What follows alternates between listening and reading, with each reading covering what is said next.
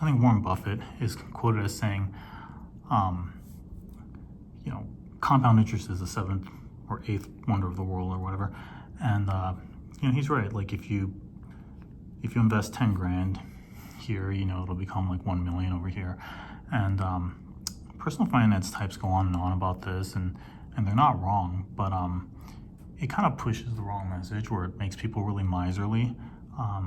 Like people in the FIRE movement, financial independence, retire early. They're all about like pinching their pennies and just not having a life. And then, whoa, when I'm in my 50s, I'm going to be worth $5 million. And, it's like, it's not just about the absolute dollar amount. It's about the unit of happiness each dollar can buy you. Not to mention, this often doesn't back out inflation in these analyses. In like dollars here, this is probably, it's only, it's probably like 100 grand, which is still great, to get 100 grand, but it's not as compoundy as they want to make it seem. But besides that point, another offsetting factor to the time value of money that people often don't talk about is how money doesn't have the same weight when you're older, and that's because you're less healthy. You're a little more jaded. You've already experienced a lot in your life. People, when they plan for their retirement, and when they look at studies for it, they find that people in their older ages, they spend way less money, even though their net worth has increased a lot, just through compound interest. Like it's like something that people don't really realize. Guys in their 60s, this impacted them, and they're worth 5-7 million, and they spend less in their 70s and 80s than they did when they were younger. And the reason is because they have less desire to spend money. You have fewer desires when you're older. Your sex drive is lower. You're less healthy, and unfortunately, we are animals, and the things we desire, they are often things that require being healthy. And most older people just want to hang out in their home and watch TV and take naps, and that's not very expensive.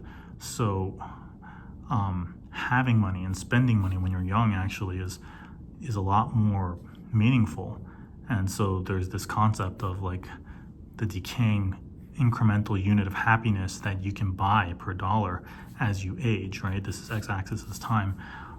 It's an often overlooked concept, and I would say it almost exactly offsets the time value of money concept with the compound interest. So it's something to consider. And to kind of tie this into why I'm doing what I'm doing now is because I'm afraid of getting too far off on this side of the graph, and I can't enjoy my money as much anymore. Like I said, I don't have as much time, but I have money. So it doesn't make sense for me to continue to trade my time for money, just to get this graph to be like a little steeper, when, I had a net worth of around 4 million at a pretty conservative 4% withdrawal rate. That's, it's at least, 150,000. So, and I don't need that. I don't need that to spend that much per year to be happy. So it simply doesn't make sense for me to keep working, and so basically, yeah, another concept people don't think about when they see a graph like this is a study about human happiness and how human happiness is relative to the rank in their tribe. So basically, people's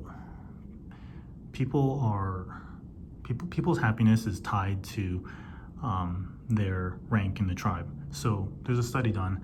If you're making $50,000 a year and all of your peers are making $30,000 a year, you are happier than if you're making $100,000 a year and all your peers are making $120,000 a year.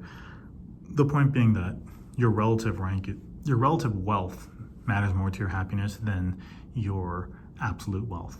And that surprises some people because absolute wealth gives you more absolute purchasing power. But it actually makes a lot of sense when you consider that we're descended from hunter-gatherer times, and your relative rank in the tribe determined whether you could get what you want. in a system with fixed goods and resources. For example, not to say that a mating partner is a fixed good, but if your tribe is like having a lot of success hunting, it doesn't really change the fact that if you're the top dog in the tribe, you're going to get the top pick of the litter. You're going to get to choose the top woman in your tribe, and that's true whether you're having like a great year hunting or whether it's kind of tough times and you're barely scraping by. If you're the number 2 hunter in the tribe, then you're going to get the number 2 pick of the litter, and that's an example, a more kind of like hands-on example of how like relative rank matters more to your happiness than absolute wealth. So yeah, the way I tie that back to this is that you want to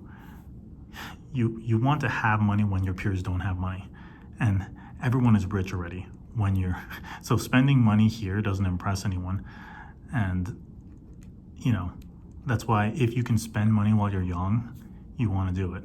And so counterintuitively, that's why being the douchebag frat guy who's like renting out a yacht in his 20s and throwing parties, while you can mock that guy, he's actually optimizing for his happiness better than you pinching pennies here and then renting a yacht when you're like 70. Like tons of people can rent yachts in their 70s. That's not very impressive. You're not gonna impress any ladies doing that.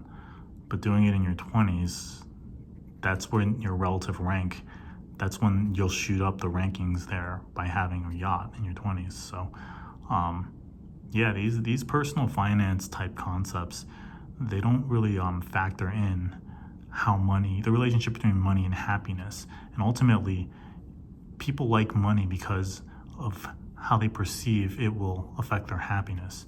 So it's important to, have all the information when making these sort of personal finance decisions in your life.